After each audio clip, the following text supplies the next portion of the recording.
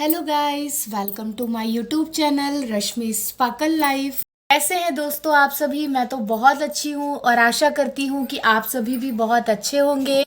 Guys, घूमना तो हम सभी को बहुत पसंद है, लेकिन शायद थोड़ा सा मनी प्रॉब्लम की वजह से हम घूम नहीं पाते। तो दोस्तों, आज मैं आपको बहुत ही कम बजट में एक बहुत अच्छा ट्रिप बताने जा रही हूँ। वो ट्रिप है केरला ट्रिप। दोस्तों, उस ट्रिप में आप काफ़ी कम बजट में अपने ट्रिप को सक्सेसफुल कर सकते हैं। दोस्तों, आज की वीडियो में मैं ट्रैवल से लेके, स्टे से लेके, खाने पीने से लेके हर चीज़, सारी चीज़ें आपको आज की इस वीडियो में मेंशन करने वाली हूँ और केरला की ज़बरदस्त प्लेसेस के बारे में भी आपको बताने वाली हूँ। तो जब हम किसी भी ट्रिप की प्लानिंग करते हैं तो सबसे पहले हमें क्या करना चाहिए, सारी चीज़ें ऑनलाइन चेक कर लेनी चाहिए और हमारा डे वाइज प्लान सेट होना बहुत ज़्यादा ज़रूरी है। अगर हम ऐसा नहीं करते हैं तो हमारा वहाँ जाकर सिर्फ टाइम और टाइम वेस्ट होता है। तो सबसे पहले हमें डे वाइज प्लानिंग कर लेनी चाहिए और अगर आप नहीं कर पाते हैं तो यही बताने के लिए मैं आज वीडियो बना रही हूँ दोस्तों, आप सभी के लिए।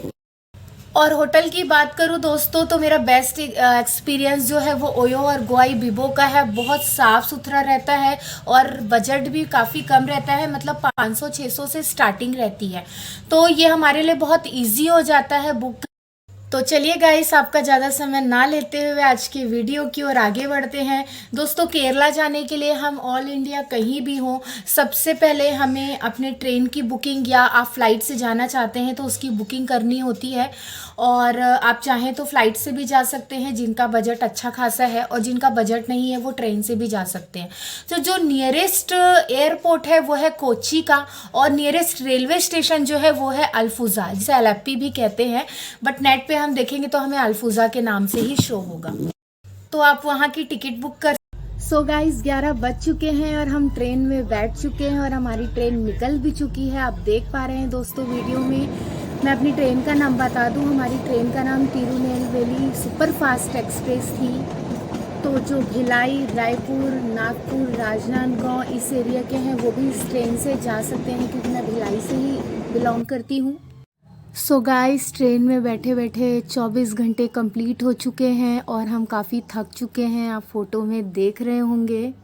क्योंकि सफ़र काफ़ी लंबा था, 33 आवर्स का, लेकिन हमारी ट्रेन लेट होने के कारण हमें 36 आवर का ट्रैवल करना पड़ा। और जो ट्रेन हमारी रात को 9:30 पे पहुंचती है वो रात को हमें 12 बजे पहुंचाई थी।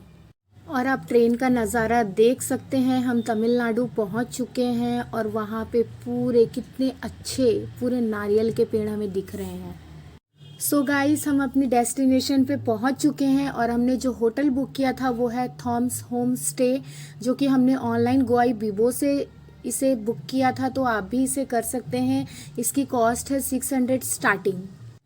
सो रात भर हमने होटल में स्टे किया और सुबह बढ़िया फ्रेश होके जब हम निकले, और जैसे ही हमने बाहर के नज़ारे को देखा, माइंड ब्लोइंग था यार, मैं बता नहीं सकती, इतना ज़बरदस्त नज़ारा था।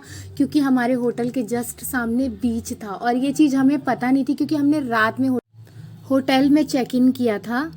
दोस्तों, हम बीच गए, 2 से 4 घंटे तो हम बीच में ही बैठे रह गए। वहाँ पे बहुत मस्ती किए हमने। उसके बाद हमने नाश्ता वगैरह किया और आसपास की जगह घूमी। देन अगर हमें कुछ नहीं समझ आता था तो हम वहाँ के होटल के ओनर से सारी चीज़ें पूछ लिया करते थे, भटकते नहीं थे। तो आप भी ऐसा कर सकते हैं। सो लगभग 12 से 1 का टाइम है और हम अल्फुजा एलेप्पी लेक पहुँच चुके हैं गाइस।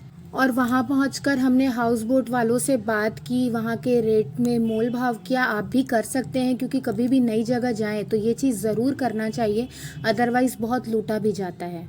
तो अगर आप बड़े हाउस बोट में बैठते हैं, जैसा कि मैं पिक में दिखा पा रही हूँ, अगर आप उसमें बैठते हैं तो लगभग 300 से 400 रुपये पर पर्सन है। और आप अगर छोटे वाले में बैठते हैं तो उसमें लगभग 100 से 150 रुपये का चार्ज लगता है।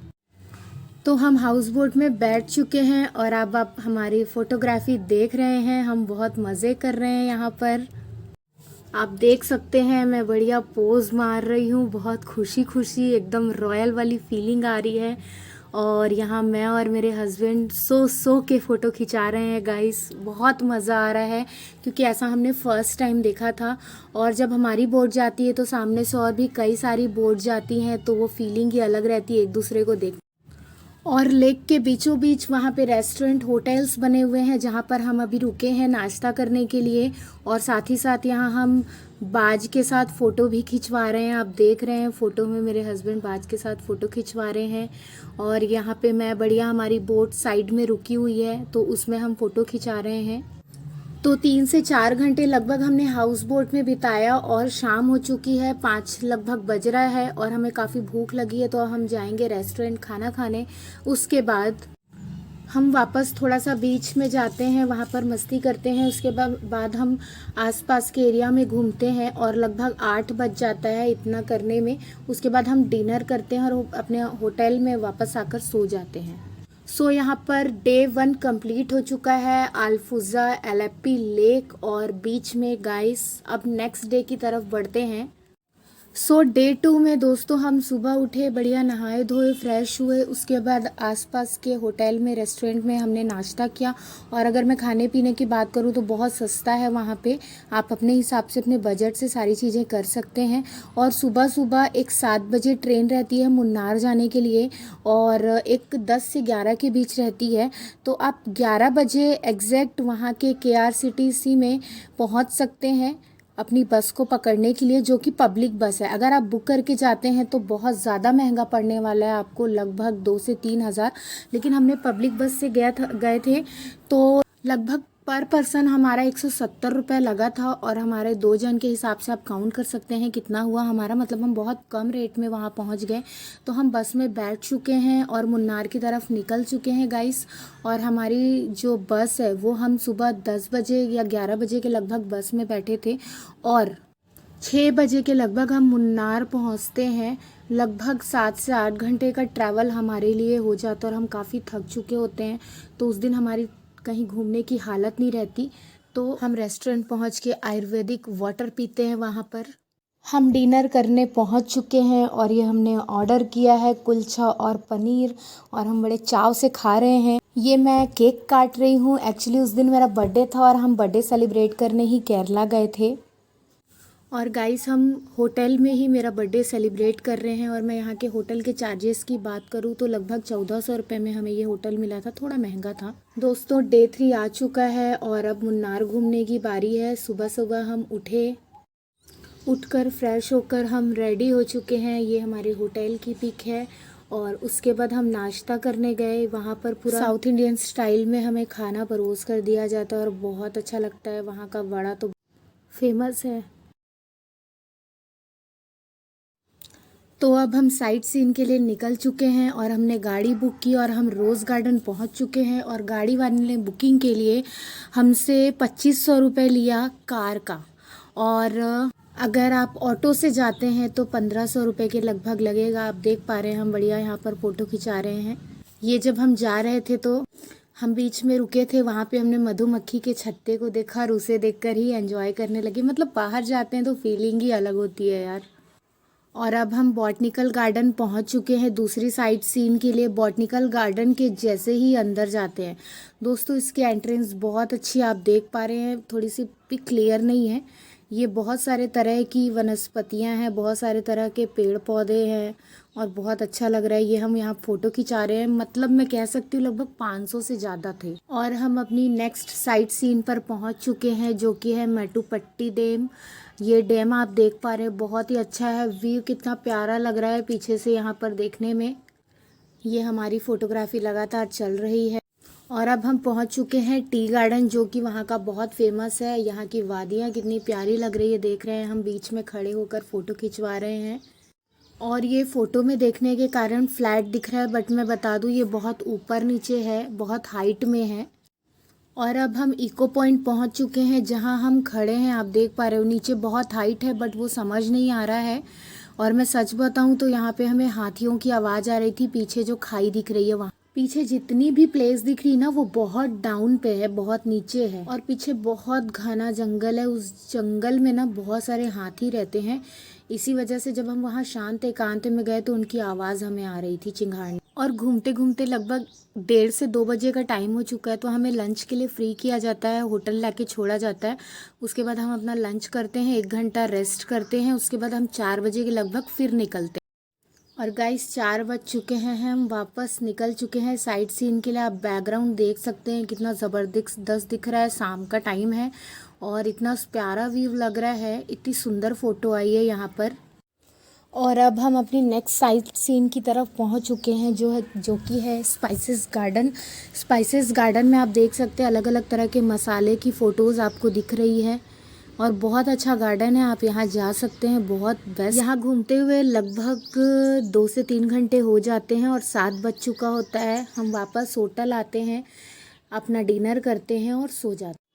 सो डे 4 आ चुका है गाइस और हम सुबह उठकर फ्रेश होकर रूम से चेकआउट कर चुके हैं।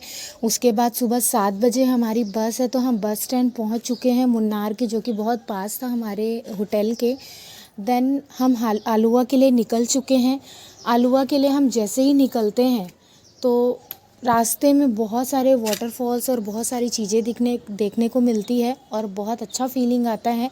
और लगभग वापस वही 6 से 7 घंटे के ड्यूरेशन में हम वापस आलुआ पहुंच जाते हैं, जो कि कोची के अंदर आता है। यहाँ पर हमने होटल को प्री बुक कर चुका था ओयो से, जिसकी कॉस्ट थी 600 रुपीज़। तो आप भी प्री बुक करके रखें, प्री बुक करने से रेट थोड़ा कम पड़ता है हमें। और ओयो या गोआई बिबो से ही करें, बहुत ज़बरदस्त ऑफ़र और बजट में हमें होटल मिल जाता है। तो हम वापस कोची पहुँच चुके हैं। वहाँ पर हम अपने होटल में चेक इन कर चुके हैं। आप देख सकते हैं हमारा होटल कितना अच्छा है, रूम बहुत बड़ा है, बेड भी डबल बेड है। और अब हम नहा धो के वापस रेडी हो चुके हैं, खाना वगैरह खा के बीच जाने के लिए।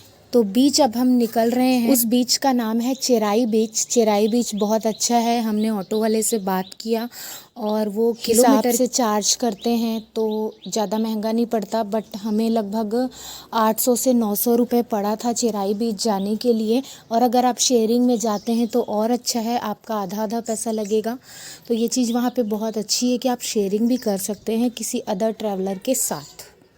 और हम चिराई बीच पहुंच चुके हैं। आप बीच का व्यू देख सकते हैं कितना ज़बरदस्त है, हमारी फ़ोटोज़ कितनी अच्छी आ रही हैं। और गाइस बीच जाने का मज़ा ही कुछ अलग होता है, आप फ़ोटो में देख। सो बीच में टाइम स्पेंड करते करते लगभग 3 से 4 घंटे हो चुके हैं और शाम का समय हो चुका है। हम वापस होटल की तरफ आ चुके हैं और अपने डिनर के लिए हम रेस्टोरेंट पे गए। दोस्तों मैं खाने की बात करूँ तो खाने में आपको हर एक रेट में खाना मिल जाएगा। ऐसा कुछ भी नहीं है कि बहुत महंगा है या बहुत सस्ता है, वो आपके डिपेंड करता है बजट पे। तो आप रेस्टोरेंट में खाना खाइए। वापस हम अपने होटल में आके नाइट स्टे करते हैं और सुबह सुबह हमारी ट्रेन है रिटर्न के लिए, जो कि हमने आलुआ से ट्रेन पकड़ी थी। सो गाइस आज की वीडियो में मैंने आपको केरला ट्रिप के बारे में सारी इन्फॉर्मेशन दी, जिसमें कि वो 4 डेज़ 4 नाइट इंक्लूड था, जो कि लगभग मैं पर पर्सन की बात करूं तो 7 से 8 हज़ार रुपये का बजट है। आप इस बजट में बहुत अच्छे से केरला घूम के आ सकते हैं। और आप चाहें तो इससे कम भी करेंगे, तो वो आपके ऊपर डिपेंड करता है कि आप होटल कैसा लेते हैं और खाने का सारी चीज़ें कैसे करते हैं। और मैंने जो आपको 4 डेज़ 4 नाइट का ट्रिप बताया है, वो ट्रेन के टाइम को एक्सक्लूड करके बताया है, उसे छोड़कर बताया है। सो गाइस अगर वीडियो अच्छी लगी तो लाइक शेयर सब्सक्राइब ज़रूर करें और एक बार इस ट्रिप को प्लान ज़रूर करें। Thank you so much guys.